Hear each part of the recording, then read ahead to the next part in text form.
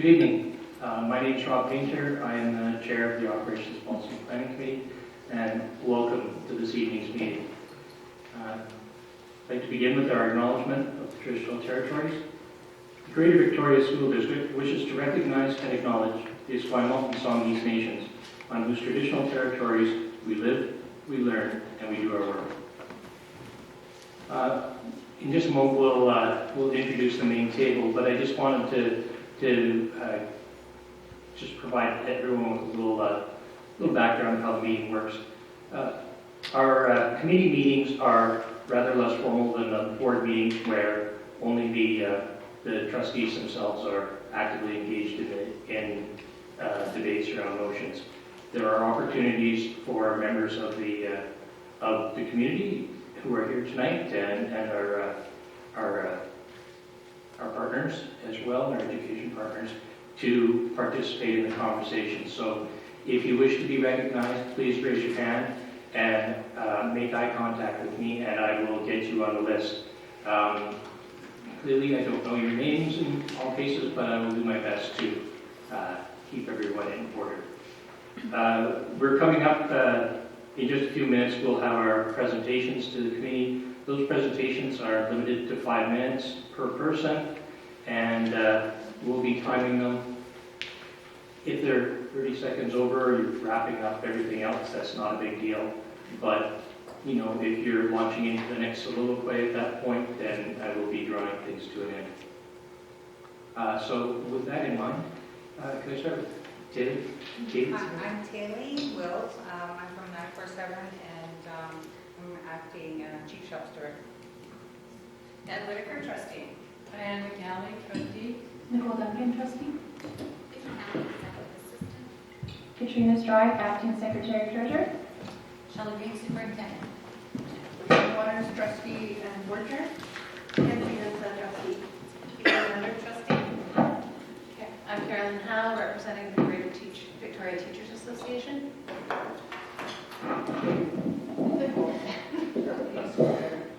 Jody Whiteman, VC Pat.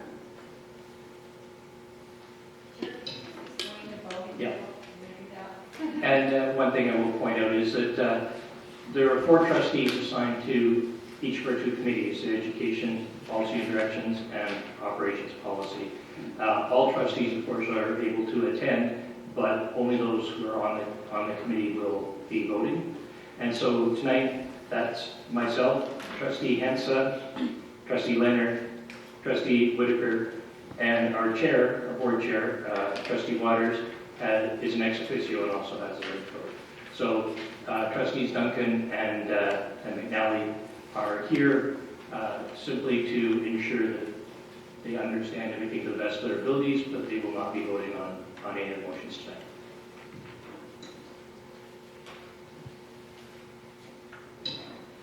Okay, do I hear approval of the agenda? Any recommendations, changes?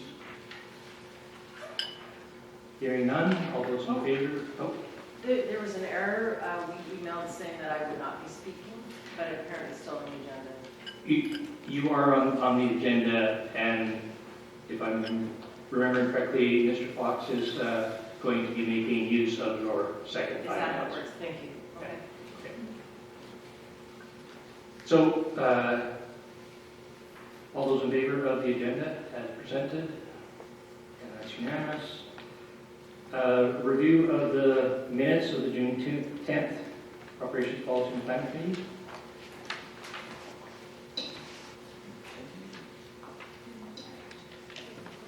Trustee Hensa.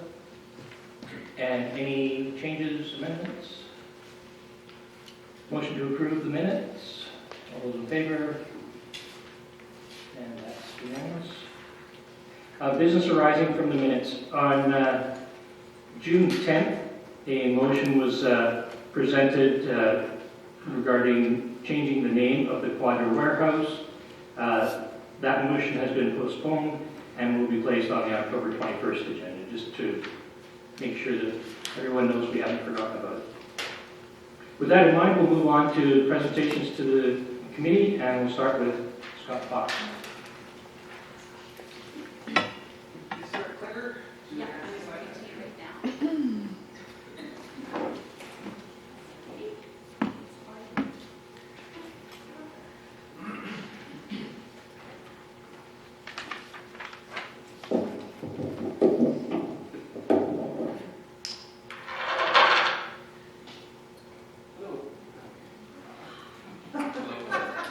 I saw a video of this June First last year. weekend, the base of it, but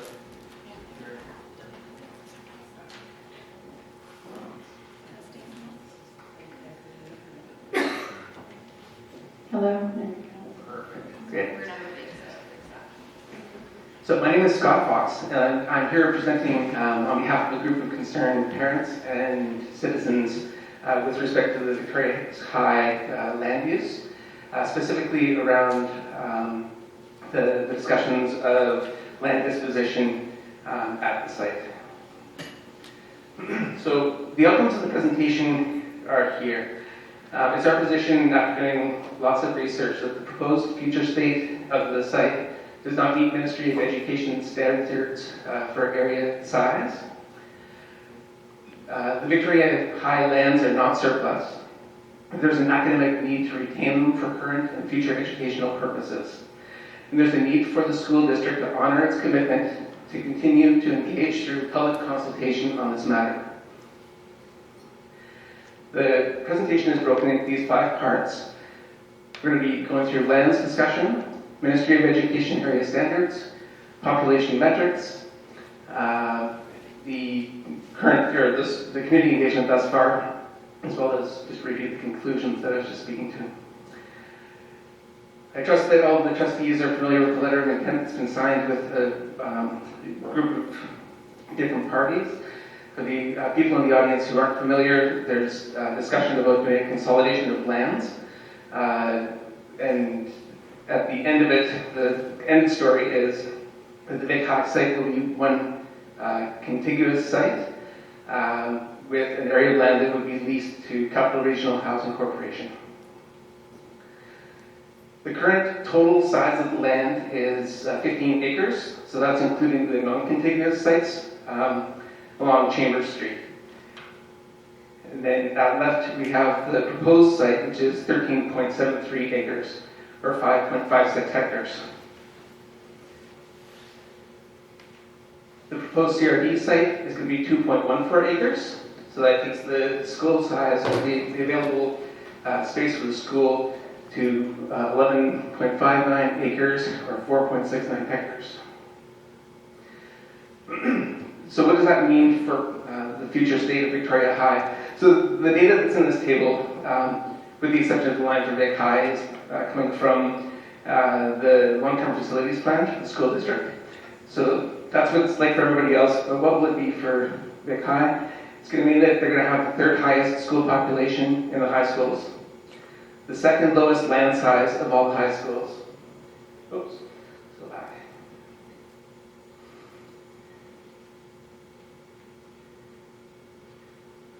Jump. Sorry. So I'm going to have to remember what that 3rd point was. That's really good.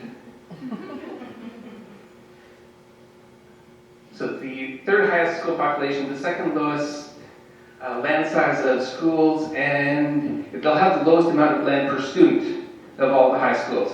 And what's important to note here is that Lambert Park Secondary, with 10 acres of land, actually has 34 acres of park space beside it, like right beside it, that belongs to Sandwich. So Vic High will be at a significant disadvantage from any other high school in the district. So if we're talking about, like, what does this mean on a per acre basis? Every other school, every other high school in the district will have 62 students per acre. And Vic High in the future state will have 86 students per acre. The difference between the two, if you're lucky enough to go to any other school except for Vic High, you'll have 38% more land available to you. Fortunately, the Ministry of Education has a thing that's called the area standards, and the standards apply to all facilities that are either newly constructed or enlarged. As we know, the driver for, described driver for this change or need to do this whole land deal is about doing, extending the size of the facility at Vic High. So area standards apply here. And what it says specific to land is that the required site area should be based on a reasonable estimate of the eventual maximum nominal capacity of the school. This is key because it isn't based on what is your nominal capacity when you open, but what's the realistic expectation of what the population will be. So in this table at left we have the area standards, and then we have the proposed future state of Vic High. You'll see that Vic High at 4.69 hectares is suitable for a school of 850 to 900 students. That for a school of 1,000, it's supposed to be 5 hectares. So the proposed space does not meet Ministry of Education area standards just for the size of the land for a school of 1,000 students. Also keep an eye on the 1,100 number, because you have 5.3 hectares per school of 1,100. This is an aerial view of Vic High. Future state, they're going to be putting in the CRD housing site, potentially, proposed. There's a CRD housing site of 0.86 hectares. There's proposed easements of 0.16 hectares. And then today we got a grassy area behind the school that's 0.27 hectares. But there's also a third party that leases 0.08 hectares in the form of a garden. You have the area that's to the east of the building, that's 0.17 hectares. But there's talk about two aspects. One is the extension of the school. And we haven't seen drawings, so this is a reasonable estimate based on what we're kind of guessing. But there's two things. One is the extension of the school at 260 square meters. That's what we've been told. And then the proposed neighborhood learning center of 1,500 square meters. 0.93 hectares of space that's at the front of the school. Then you have the play field that's at 1.3 hectares. So today it's grass, but we also know the City of Victoria and the Alumni Association and the school district are working collaboratively to come up with a turf field at this location. What's important here is that that space no longer exists as just general usable outdoor space. There's all kinds of restrictions that are placed around it. If you look at the list of things over at Oakbury High, there's it's well protected. You can drink water in a plastic bottle, but you can't drink juice. You can't eat on it, you can't take a bike on it. It's for very specific purposes, and the general student population will have access to it if they're in certain programs, but as far as like a meeting and gathering space, it won't be. Then we have the gravel area at 0.23 hectares that may be repurposed for some sort of purpose in the future. So I should back up. The final point around this one is there's a lot of pressure for this site, and lots of different groups are coming to the table with different interests around what to do here. At left, you've got the City of Victoria, and you've got CRD Housing, and then you've got Ministry of Education saying that it'd be a really good idea to put in the neighborhood learning center. And of course, the students first is that there's a need to do the extension to the school. But at the end of the day, and the Alumni Association of the City of Victoria about doing the play field in the middle, this is a pretty desirable neck of the woods, and everybody wants to have a little piece of the action. And in the end, the students are going to suffer with this particular setup. And that's because for a school of 1,000 students, you're supposed to have 2 hectares of available play space. And so the proposed space is 2.7 hectares. You take out the leased space to 2.6 hectares. You take out 0.15 hectares for the anticipated addition of the learning center. You take out the restricted track space with the turf field that will be going in. That takes you down to 1.15 hectares. Then you're going to need some parking stalls for the added teachers, for the added capacity of the school, as well as some parking for students. So it takes you into the range of 1.15 hectares. Now there's still a gravel area, and you can factor that in, or you can factor in the easement, proposed easement. But even when you throw those pieces into the equation, you're still well under the 2 hectares that's required for a school of 1,000 students, and well below the 3 hectares that's required for 1,100 students.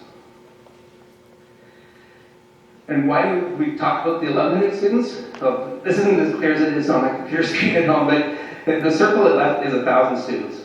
And these population projected numbers are coming from the school district's own numbers for Vic High through 2033. And the question is, what is the reasonable estimate of the eventual maximum nominal capacity of Vic High? So, All the numbers indicate from 2026 through 2033 that there's going to be greater than 1,100 students at the school. When we look at the population forecast based on the official community plan of the City of Victoria, they're talking about population increases 20-25% to 100,000 residents in Victoria. The area that the Vic High serves is the core of the city, as well as what the city deems as large urban centers. 50% of the population increase is forecasted to be in the urban core. 40% of the overall added capacity is going to be in the urban centers. And over half of the urban centers and the majority of the core are served by Vic High. So to suggest that it isn't a factor, it absolutely is. Am I coming close? Just about there. Okay. There was one community engagement that happened on the 20th of June. The short story is there was no public support for the proposal that was on the table. The school district was unable to answer questions related to the finances. And all the feedback from the session, we were told was supposed to be shared with school board trustees, and none of that feedback has been posted on your own website. And there was lots of negative information that was shared with the school district, but nothing made public. It was all kept in there. There was a commitment by the school district to have an additional consultation as key information could not be presented. But there's been no public consultations made since. This is the last slide. So back to the conclusions. The proposed site size, overall land and available activity space after disposition of lands and execution of the lease to CRHC do not meet Ministry of Education standards for a school of 1,000. That there's a reasonable probability that the population of the school will be 1,100, which makes it ridiculously not possible. Vic High lands are not surplus. There's an academic need to retain them. And that there's a need for the school district to honor its commitment to continue to engage through public consultation on this matter. Thank you.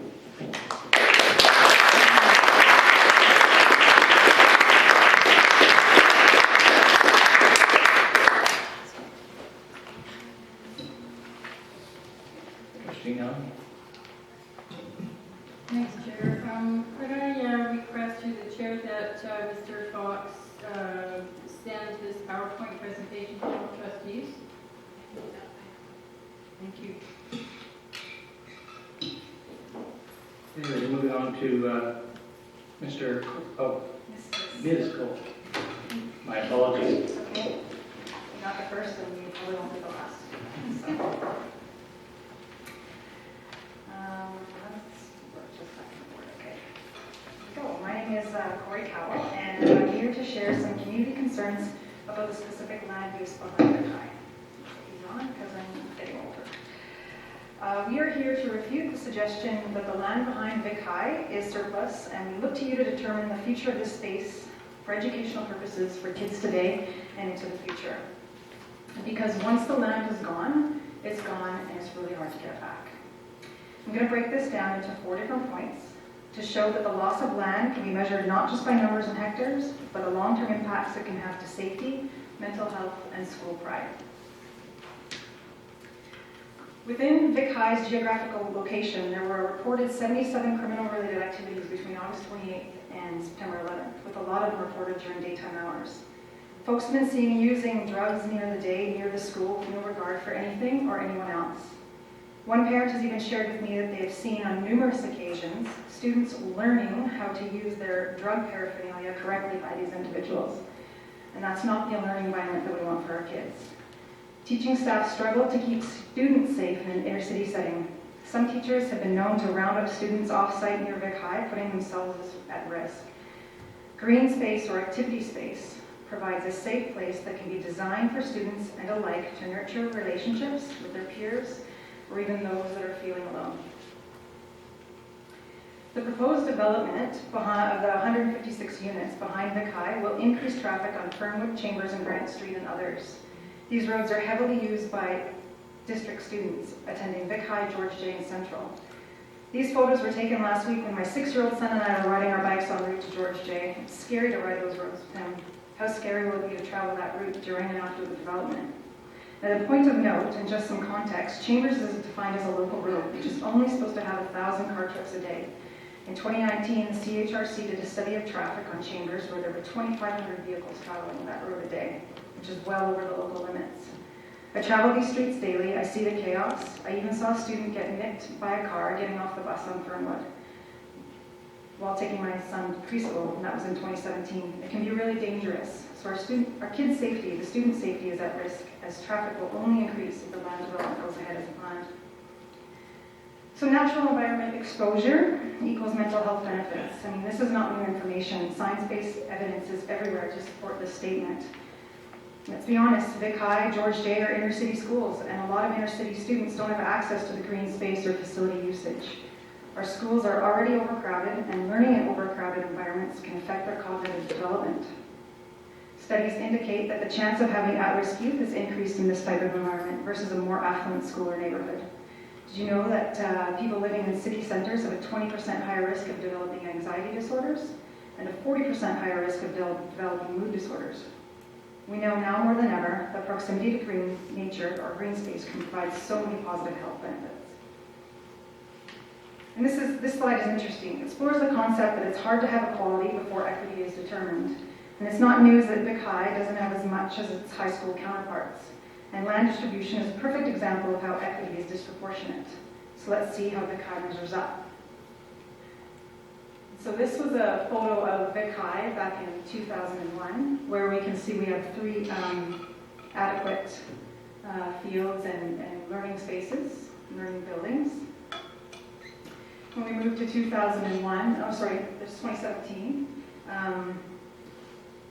you can see the removal of the Fairy Tech buildings, an addition of a new building on the side of the field adjacent to the school, reduction in the size of the top field with that loss of the field space to a third party, and now we're at risk of losing more space indefinitely. And just to remind you that once it's gone, it's gone.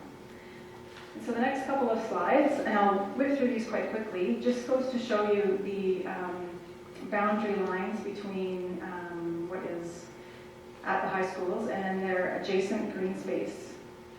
So we had Oak Bay, and then we have S.J. Willis, and I think, can I take my glasses off here? Esquimalt and Lambert Park.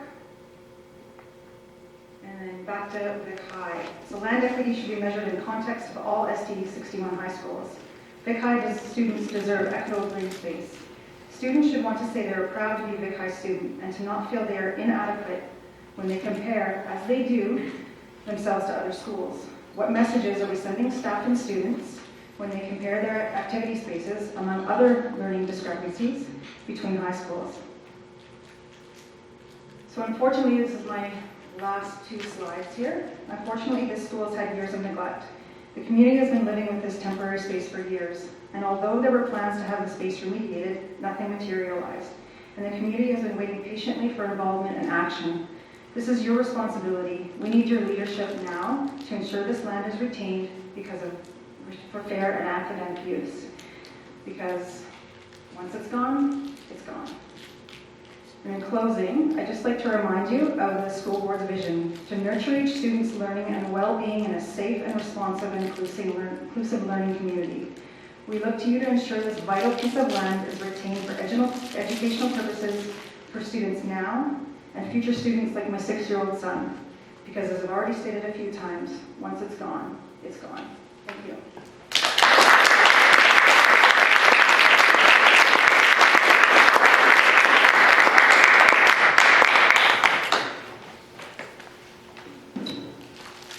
Thank you. Our next speaker is Sky Stegania. Hi, my name's Bonnie. My question is, I believe Scott has said that several finance questions were unanswered and that feedback was not posted. Is there a list of the questions that weren't answered, or? The question is to me? Yeah, sure. So I don't have a written list of questions, like documenting it, like meeting notes or minutes. The school district did have somebody there who was taking minutes, so I would rely on that account. The general, when I'm talking about the finance question, the the total values of the transactions were unknown. So there's a question, I guess, first, the driver. So the driver for the need to do it was based on an unknown amount of funding that would come for the Big High remediation. So they knew that it was going to be about an $80 million-ish renovation. They didn't know how much money was going to be given to them by the province. So that was the sort of starting point. Specific to the land transaction, there were no commitments around any aspect of it. It was only to the extent of what was communicated in the letter of intent. But, sorry, the press releases of the letter of intent. The letter of intent has not been made public. So it would be based on, the press releases were suggesting that, these different parties are going to trade off these pieces of land, and that there'd be a lease between School District 61 and a third party. But the numbers around it, nobody spoke to the value of the lease. Nobody spoke to the value of the transactions with BC Housing or the City of Victoria. Thank you. So if I may, to the superintendent, I understand that we were still in conversations with this. Are we going to get an update then, or the minutes, or I'm assuming the minutes would have these questions in it? Absolutely, and as Mr. Fox has mentioned, a lot of that data wasn't available at that particular meeting, and we've only just heard with the Big High project coming through the ministry that we're only just receiving that basic information, but once we put that package together, we certainly will be putting that out. Do we have any Time frame? Okay, October. Yes. Thank you.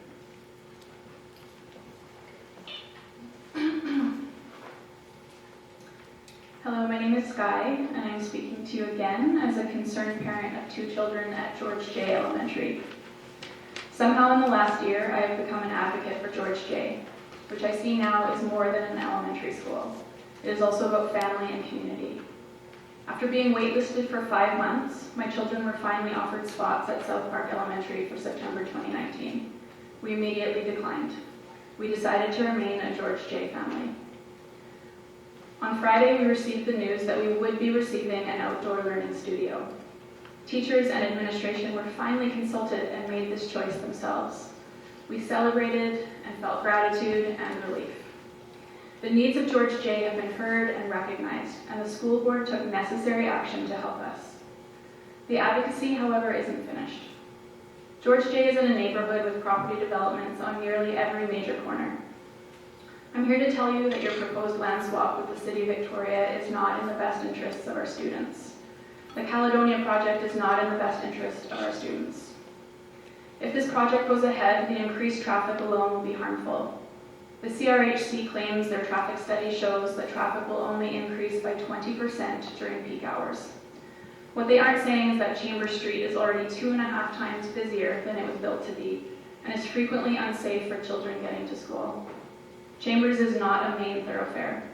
Grant and Gladstone Streets, which border the Caledonia project, are dead-end roads which were created to slow traffic in a quiet neighborhood. Besides the traffic concerns, if this project happens, the increased enrollment at all 3 of our schools is untenable. For us to be at or over capacity is detrimental to our students. George J. has the highest rate of poverty in the city, highest number of immigrants and refugees, among the highest number of First Nations children, and many more children facing multiple barriers.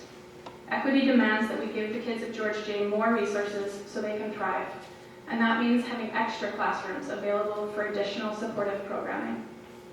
Previously, I focused on the loss of the music room, as it affects every child at George J.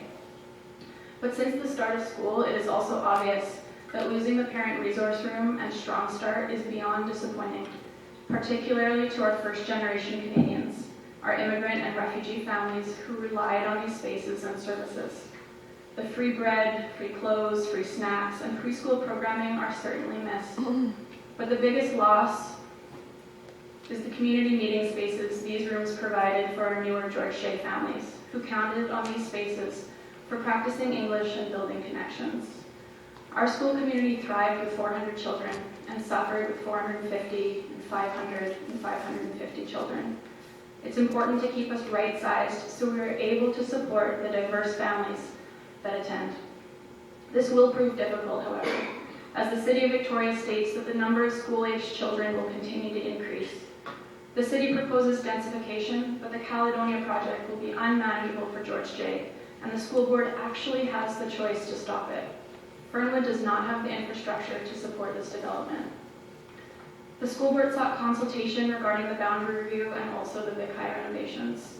That tells me you value the community voice. Let me tell you that the Fernwood community is loud and clear that the Caledonia project is not welcome or appreciated. Fernwood does not want 5-story buildings in what is currently a residential neighborhood full of character. We welcome affordable housing, but not at the density that the CRHC says is absolutely necessary. The school board is in an interesting position. We know that increasing affordable housing improves the lives of students and their families. However, the density proposed by the CRHC is the very reason that the school board needs to stop the land swap. 1, because the density will be devastating for our schools, and 2, because the community itself is saying no. You are hearing other compelling arguments as to why the proposed land swap is detrimental to Victoria children. Leasing lands to the city that are likely to be needed by our own students is a road we've gone down before.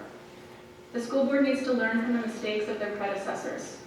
George J would not be in a crisis now if the board hadn't leased and then sold the Blanchard School lands, as well as leased other lands such as Richmond Elementary. The lesson learned should be that coming up with cash by disposing of school board land is a bad idea. Your role as school board trustee is to ensure that our students have the best possible education. Certainly, we can be hopeful that the boundary review will relieve the overcrowding at George J over the next few years. But large developments promise continued enrollment increases in a neighborhood without the infrastructure to support them. You have the power to support the students of George J, Central, and Vic High by voting against the land swap, which will negatively affect our children's educations. I see how you, the trustees, paid attention to what the kids at George J needed and responded by giving us the outdoor classroom. I'm hoping that you will be paying attention to what we say here tonight and will respond by stopping the land swap that is not serving the needs of the kids of Fernwood or downtown Victoria. Thank you.